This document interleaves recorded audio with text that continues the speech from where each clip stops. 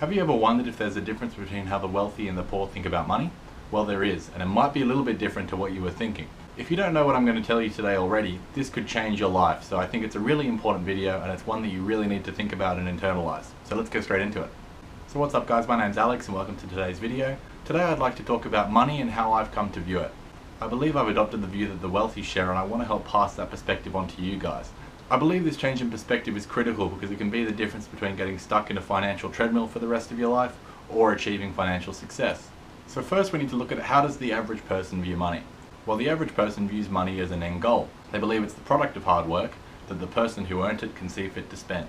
The problem with this methodology is that it puts money on a pedestal. Money is never something that we accumulate, only something that we work hard for, that we get, and then we have to spend. It glorifies the things that money can achieve, but only really focuses on the material outputs or value of those things. Ultimately, it connotes a cycle that repeats and repeats. You work hard, you earn money, you spend money. You keep that going. Sure, you might earn more, you might spend more, you might get more lavish things, but ultimately nothing really changes and you're still just kind of stuck in that treadmill never ending. So some of you might be asking yourselves, well, what's wrong with that? If you work hard, you're entitled to spend more, and as you begin to earn more, you should be able to buy nicer things. Well, fundamentally, yes, I agree with you, but the problem with that understanding of money is that it doesn't actually come with a positive end goal that you can eventually detach yourself from your work and that you can actually start to derive value from other things. Ultimately, it sees success as an output of what you spend your money on, how you present that wealth to others and what you reward yourself with, rather than focusing on getting your money to work for you. This fundamental quote from Robert Kiyosaki changed how I view money and how many others have viewed money as well. He said that the poor and middle class work for money and the rich have their money work for them. This absolutely blew my mind when I first heard this. It made it so clear and so easy to understand. Really the trick is you don't want to be tied from the hours that you're working to the money you're earning.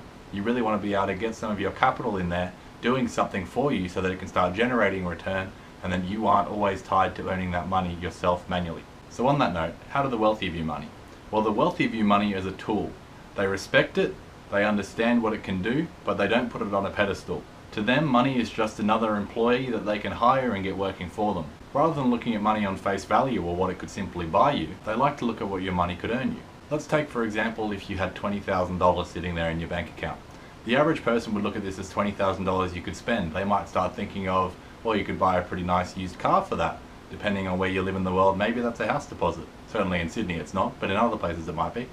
Or you might be thinking you could go on a very lavish holiday. Those are all very true, and that is what that $20,000 could buy you.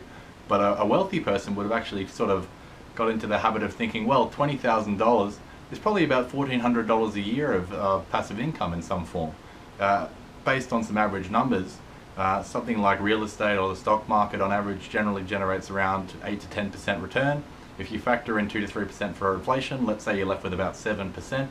A bit of a general example, but based on some historical numbers, that $20,000 in that case would be giving you about $1,400 in income. If you break that down on a per month basis, it's over $100 a month, right?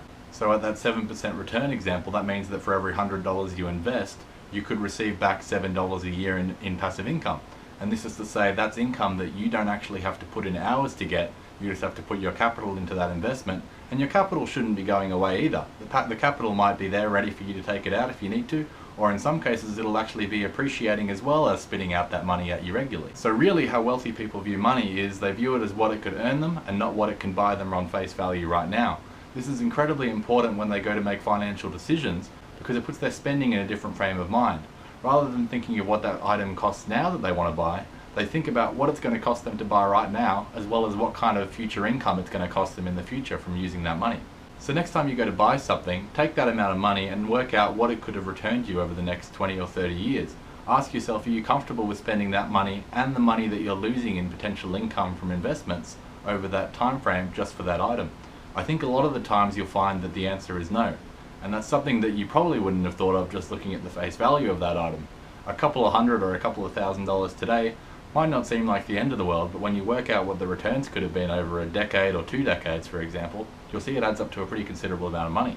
So you really want to take these things into account and buy more wisely. By doing this, it's going to also help motivate you to spend less on liabilities and more on assets that are going to help you reach a better financial situation sooner. And to that point, an asset is something that you buy that has the potential to generate you some kind of a return year in, year out. That could be something like an investment property, or a stock in a business or even an ETF. These are things that can both accumulate in capital value, but they can also spit out some kind of cash flow like rent payments or something like dividends, for example. These are things that will continually put money in your pocket, hopefully very reliably over the long term, and can also accumulate in value. Whereas a liability is something like a new car or an appliance or a piece of technology like a laptop or a phone. These things are things that you buy, you use, they depreciate in value, and they don't actually generate any return for you. They don't go up in value and increase your capital investment. They don't spit out any dividends at you or any kind of rent payments or anything like that. All they do is simply cost you money, they depreciate in value, and then you either never get your money back or you get a very much smaller amount back. And you either never get your money back or you just get a far smaller amount back than what you put in. Most wealthy people, however, would view these kind of purchases as unnecessary or wasteful. I want to stress, guys, that I'm not trying to say you should never use your money for fun and that you should never reward yourself. But I think it's important to carry this mindset with your money just so that you're thinking about it and you're conscious of it, and so that when you do make decisions, you make sure you think them out properly, and so that when you do choose to spend money, you value it that much more because you know that it actually outweighs the cost of what that money could have done for you in the long term. So that way you appreciate your things a little bit more, and the money that you don't spend you get to put away for your future to help benefit you in the long run. I hope this has broadened your view of money, and I hope this mental shift proves you well in the future as it has for myself and countless others. Please stay tuned for future videos, and there'll be a blog post linked in the description on this topic as well. Once again, my name's Alex. Please consider subscribing and like the video if you enjoyed the video. I'll see you guys in the next one. Bye.